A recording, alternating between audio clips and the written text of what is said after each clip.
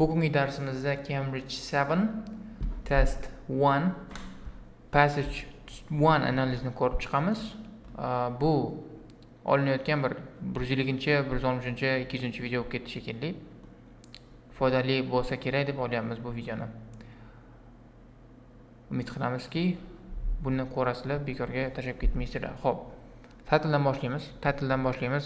Nima qilish? Let's go back. Demak, bu ko'rsatmalar haqida bo'lar ekan. Keyin nima qilishimiz kerak? Tahlil o'qiganimizdan keyin savol turlarini ko'rishimiz kerak. Which paragraph contains the following information? Qaysi paragraf quyidagilari ma'lumotlarni o'z ichiga olgan degan savollar berishibdi. Topishga harakat qilamiz. Matching information.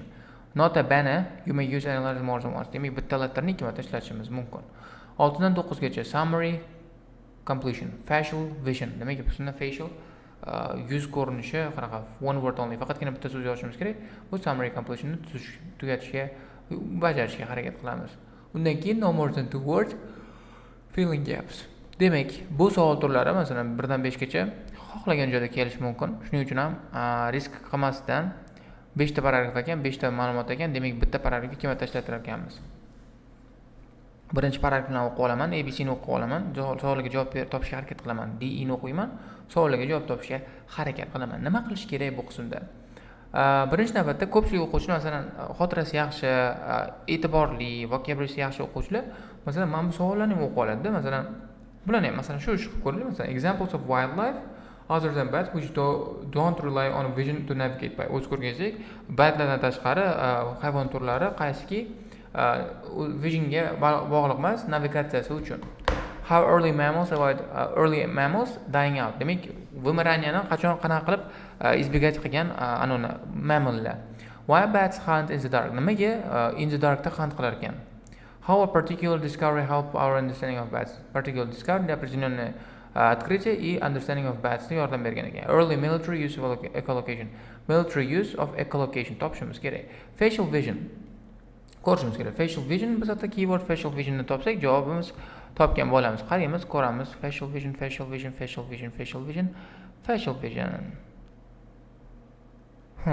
Qani facial vision? Where are you, facial vision? You must be kidding me. Where are you? Seriously? No way. Mana facial vision. Paragraf D da bo'lar ekan. Demak, javoblarimiz paragraf D dan olamiz. Undan keyingisi. Long before the invention of radar had resulted in a sophisticated radar-like system in bats. Nima? Demak, bu mana sonar, radar bor ekan, ida, undan tashqari I don't know. Qisqasida nechta bo'lsa kerak-da, qisqasi. Ko'ramiz, o'qiymiz, topamiz. Xo'p, paragraf ABC ni o'qib olaylik. Radar haqida ekan bu. Radar is an inaccurate term when it refers to bats. Demak, radar, sonar, paragraf E bo'lishi mumkin. The word echolocation by someone working as ko'ramiz, qisqasi topamiz.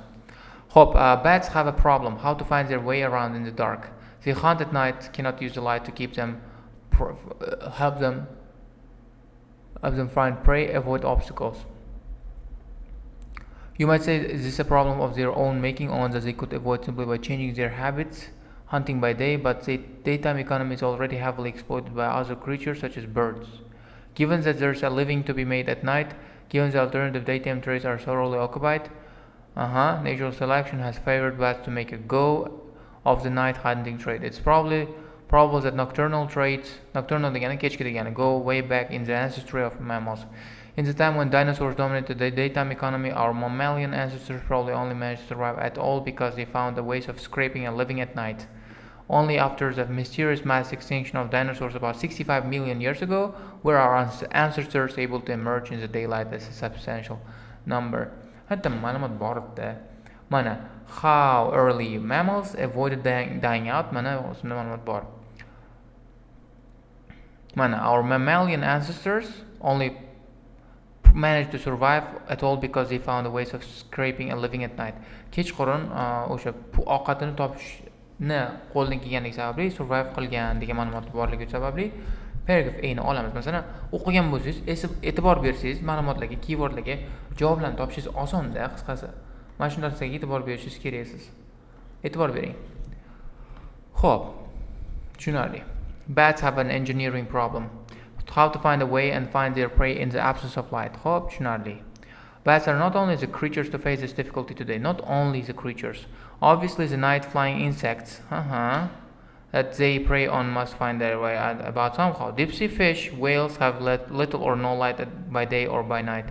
Fish and dolphins that live in extremely muddy water cannot see because there's light, but it's obstructed and scattered by the dirt in the water. Plenty of other animals make living in the conditions where serious. Demek bu qismda boshqa animallar. Demek examples of wildlife other than bats that don't rely on vision. Mana qismda ma'lumot berilgan. Night flying insects ma'lumot berilgan. Deep sea fish, whales bergan, bundan tashqari fish and dolphin bergan. Shuning uchun bni olamiz bu qismga javob sifatida. Keyingiga o'tamiz. Given the question of how to maneuver in the dark, what solution might an engineer consider? First one that might occur to him is manufacture light, to use a lantern or a searchlight. Fireflies, some fish, usually with the help of bacteria, have the power to manufacture their own light, but the process seems to consume a large amount of energy. Fireflies use their light to attract mates. This doesn't require a prohibitive amount of energy. Male's tiny pinprick of light can be seen by female from distance on a dark night, since her eyes are exposed directly to the light source itself. However, using light to find one's own way around requires vast more energy, since the eyes have to detect the tiny fraction of the light that bounces off each part of the scene. The light source must therefore be immensely brighter if it's to be as a headlight to illuminate the path than if it's to be used as a signal to others. In an event, whether or not the reason is the energy exposure, it seems to be the case that, with the possible exception of some weird deep-sea fish, no animal apart from man uses manufactured light to find its way. Interesting. Odamlardan boshqa, deep fishlardan boshqa hech kim o'zini yo'lini topish uchun light ishlatmas ekan. Interesting information. It's really cool information. Xo'p. Lekin aytdi, why bats hunt in the dark ni ham ko'rgandingda qisqasi. Ko'rmanman, o'zim ham e'tibor bermanman. E'tiborsiz odammanda, juda ham e'tiborsiz odamman. Why bats hunt in the dark mana? Xo'p, but the daytime is but daytime economy is already heavily exposed by other creatures such as birds. Given that there is a living to be made at night, given the alternative daytime trades are thoroughly occupied, natural selection has favored bats to make a go of the night hunting trade. Bo'lganligi uchun ham bu why bats hunt in the dark bo'ladi. Yo'q, sida hali umuman topmadik javobni. Dida topishimiz mumkin. What else might sida вообще musor bo'ldi. Просто bekorga o'qidik. What else might the engineer think of? Okay, well, when blind humans sometimes seem to have an uncanny sense of obstacles in their path, it's been given the name facial vision because blind people have reported it feels a bit like the sense of touch on the face. One report tells of a totally blind boy who could ride his tricycle at good speed around the block near his home using facial vision. Experiments showed that in fact facial vision is nothing to do with touch or the front of the face.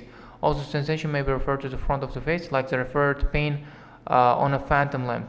Sensation of facial vision, it turns out, really goes in through the ears. Ears. Blind people, without even being aware of the fact, are actually using echoes of their own footsteps and other sounds to sense the presence of obstacles. Before this was discovered, engineers had already built instruments to exploit the principle. For example, to measure the depth of the sea under a ship. After this technique had been invented, this was only a matter of time before the weapons designers adapted to the detection of submarines. Both sides in the Second World War relied heavily on these devices, under such code names as ASDIC and sonar, as well as radar or RDF, which uses radio echoes rather than sound echoes. Tushunarli. Xo'p, early military use of echolocation mana haqida ma'lumot berilgan, Second World War haqida ma'lumot berilgan, o'sha uchun ham early ni D olamiz. Xo'p,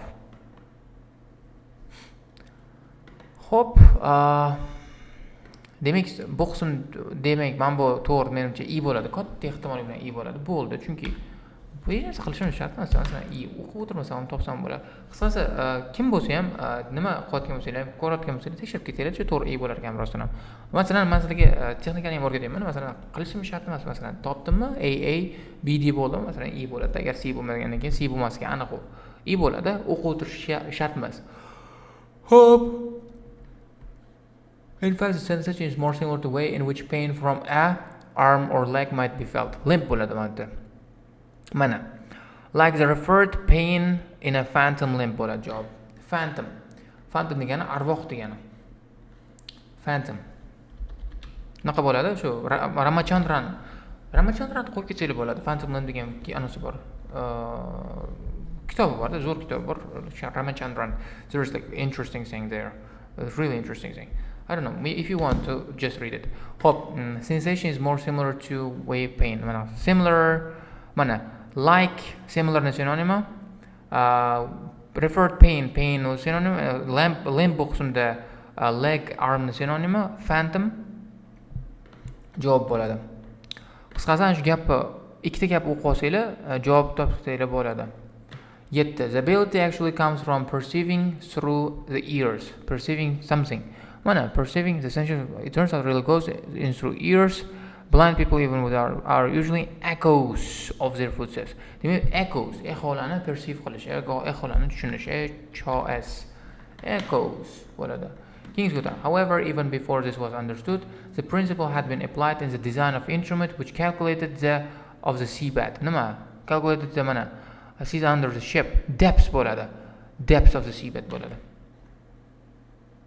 Mana, for example, to measure, mana expose the principles. Qisqasi depths bo'ladi javob. Depth bo'ladi javob. Keyingisiga o'tamiz. This was followed by a wartime allocation in devices for finding submarines bo'ladi. Mana time only matter of time before weapons designer adapted it to the detection of submarines. Detection degani finding is synonymous. Submarines boxunda javob. Submarines. Keyingisiga o'tamiz. Hop, long before the invention of radar has resulted in a sophisticated radar-like systems in bats. No, bu ida bo'ladi javob. 100% ida bo'ladi qisqasi. Ida o'qisak, mana buni ham topamiz. Mana buni ham aniq iba yo'qmi o'shani bilishga harakat qilamiz. Ko'ramiz. Sonar and radar pioneers didn't know it then, but all the world knows that bats, or rather natural selection working on bats, have preferred the system tens of millions of years earlier. The radar achieves a feat of detection navigation that was struck and engineer dumb with admiration. It's technically incorrect to talk about bat radar since they don't use radio waves. It's sonar. But the underlying mathematical series of radar and sonar are very similar. Much of our scientific understanding of the details of what bats are doing has come from applying radar theory to them. Americans, this guy who has largely responsible for discovery of sonar in bats, coined the term echolocation to cover both sonar and radar when used by animals or by human instruments. Tushunarli. How particular discovery has helped our understanding of bats. Mana bu particular discovery, mana Donald Griffinni echolocation degan discovery so'na. Discovery of sonar in bats. Demak, bu i bo'lishi aniq edi. I bo'lishini yana bir marta ko'rsating, nimaga i bo'ldi bu bechora? Ko'rdinglar, tushundinglar menimcha. Tushunarli bo'ldi shekilli. Keyingisiga o'tamiz. Hop, long before the invention of radar has resulted in ana bo'ladi bu. Evolution bo'ladi. Mana qayoqda? Natural selection bo'lar ekan. But all the world knows that our natural selection working on bats had preferred the system tens of millions of years earlier. Natural selection bo'ladi javob. Natural selection sabab bo'lgan. Natural selection. Natural selection sababli shunaqa ish bo'lib ketgan ekan. Keyingisiga o'tamiz. Radar is an inaccurate term when referring to bats because are not used in their navigation system.